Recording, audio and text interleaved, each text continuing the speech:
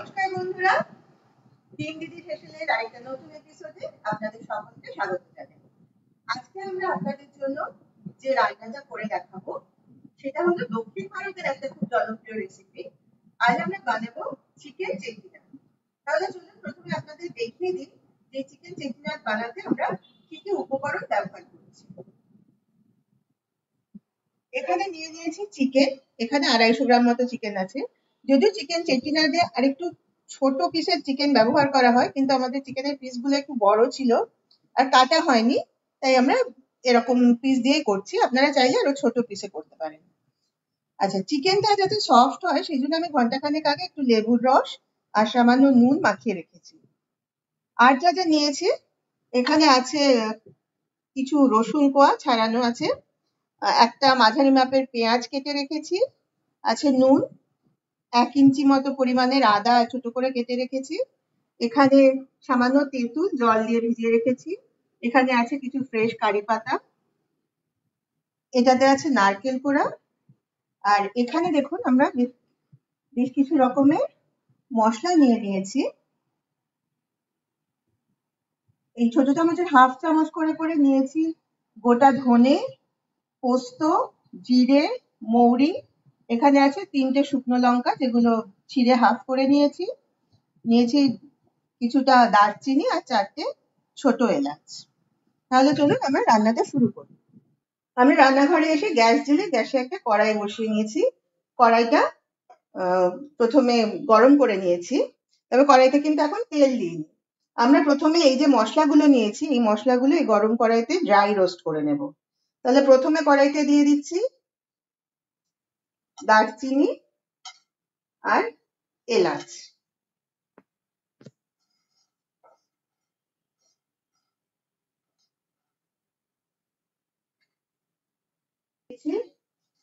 ছিঁড়ে রাখা শুকনো লঙ্কা আর গোটা ধনেটা।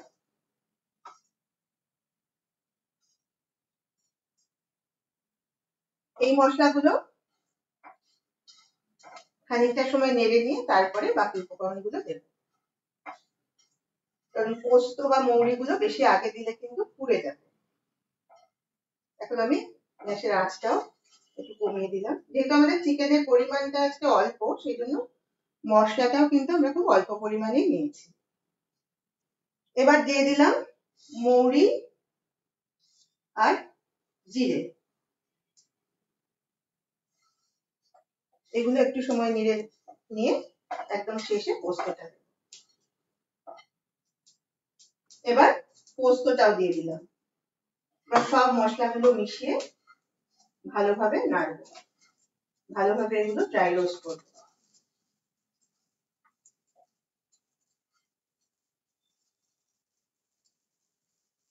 এই শুকনো মশলাগুলো কিন্তু ভালোভাবে রোস্ট করা হয়ে গেছে। এবার আমি এর মধ্যে দিয়ে দিচ্ছি নারকেল কোড়া, এই ছোট চামচে উঁচু উঁচু করে 2 চামচ নারকেল কোড়া কড়াইতে দিলাম। এবার নারকেল কোড়াটাও এই মশলাগুলোর সাথে শুকনো কড়াইতে ভালোভাবে নেড়ে ভেজে দেব।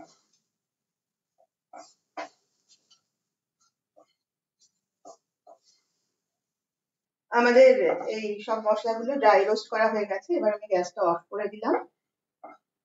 এরপরে আমি এই মশলাগুলো একটা মিক্সির জারে নিয়ে নেব।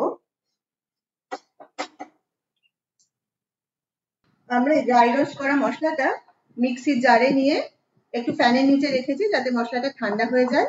একটু ঠান্ডা হয়ে গেলে আমরা এটা মিক্সিতে বেটে নেব। তবে এর সঙ্গে আমরা দিয়ে দেব কেটে রাখা আদার টুকরো আর বেছে রাখা এই রসুনের কোয়া, এগুলো সব একসঙ্গে একটা মশলার পেস্ট তৈরি করে নেব সামান্য জল দিয়ে। আমাদের মশলাটা বাটা হয়ে গেছে, এবার আমরা রান্নার পরবর্তী পর্যায়ে চলে যাব। আমরা আবার গ্যাস জ্বেলে কড়াই বসিয়ে দিয়েছি, কড়াইতে দিয়ে দিয়েছি পরিমাণ মতো সাদা তেল।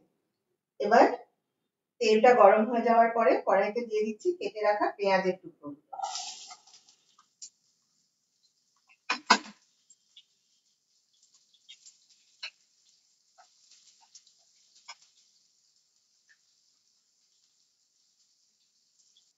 পেঁয়াজটা হালকা ভাজা হয়েছে, এই অবস্থায় আমি কড়াইতে দিয়ে দিচ্ছি কিছু ফ্রেশ কারি পাতা।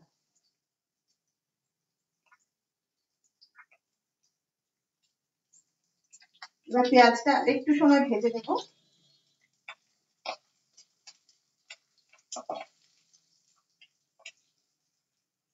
এবার আমি যে মশলাটা বেটে রেখেছিলাম মিক্সিতে, সেই মশলাটা কড়াইতে দিয়ে দিচ্ছি। এই মশলাটার কিন্তু খুব সুন্দর একটা গন্ধ আছে, সেই জন্যই কিন্তু চিকেন চেটিনাদের গন্ধটা এত ভালো হয়।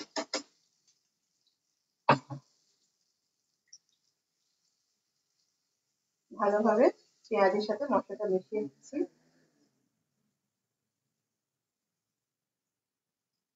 এবার আমি কড়াইতে দিয়ে দিচ্ছি স্বাদ মতো নুন। নুনটা অবশ্যই আপনারা আপনাদের স্বাদ অনুযায়ী দেবেন।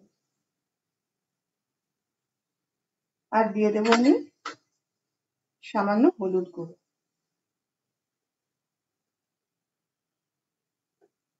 এইবার সব ভালোভাবে মিশিয়ে নেব।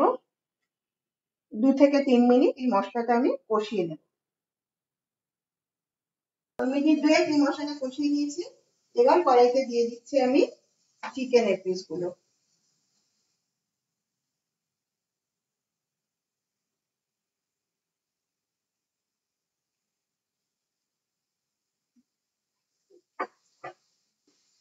চিকেনের গায়ে ভালোভাবে মশলাটা মাখিয়ে নিচ্ছি।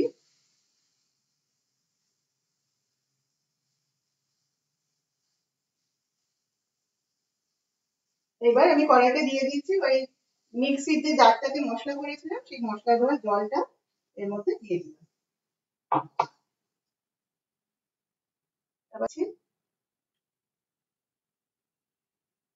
আঁচটা সামান্য বাড়িয়ে দিলাম।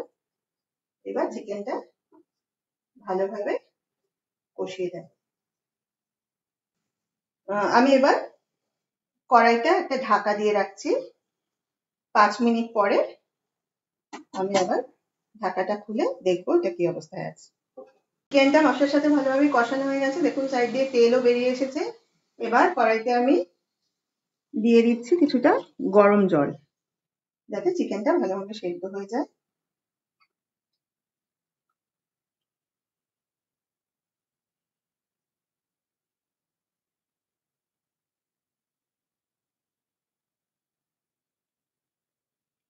আবার ঢাকাটা দিয়ে রাখছি যতক্ষণ না চিকেনটা সেদ্ধ হয়ে যায়। কড়াইয়ের ঢাকাটা খুলে দিয়েছি, চিকেনটা সেদ্ধ হয়ে গেছে। এইবার যেটা করব, এই যে একটু তেঁতুল জলে ভিজিয়ে রেখেছিলাম,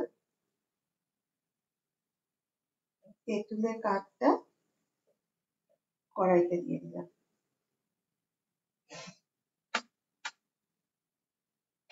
তেঁতুলের কাঠটা দিয়ে একটু ভালোভাবে নেড়ে দিলাম, ভালোভাবে মিশিয়ে দিলাম তেঁতুলটা। এবার যেহেতু টক তেঁতুলটা দিয়েছি, তাই স্বাদটা ব্যালেন্স করার জন্য আমি দিয়ে দিচ্ছি সামান্য গুড়ের পাউডার। ছোট চামচের 1 চামচ মতো গুড়ের পাউডার দিয়ে দিলাম।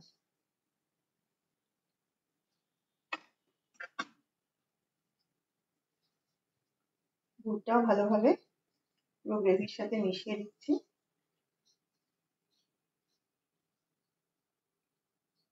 এটা আর 2 থেকে 3 মিনিট ফুটিয়ে নিলেই আমাদের রান্নাটা কিন্তু একদম রেডি হয়ে যাবে। আরো প্রায় 3 মিনিট সময় পেরিয়ে গেছে, আমাদের চিকেন চেটিনাড়ু কিন্তু একেবারে শেষ পর্যায়ে চলে এসেছে। এবার শুধু নামানোর আগে এই যে আর কিছু ফ্রেশ কারি পাতা ছিল, সেগুলো আমি কড়াইয়ের মধ্যে দিয়ে দিলাম।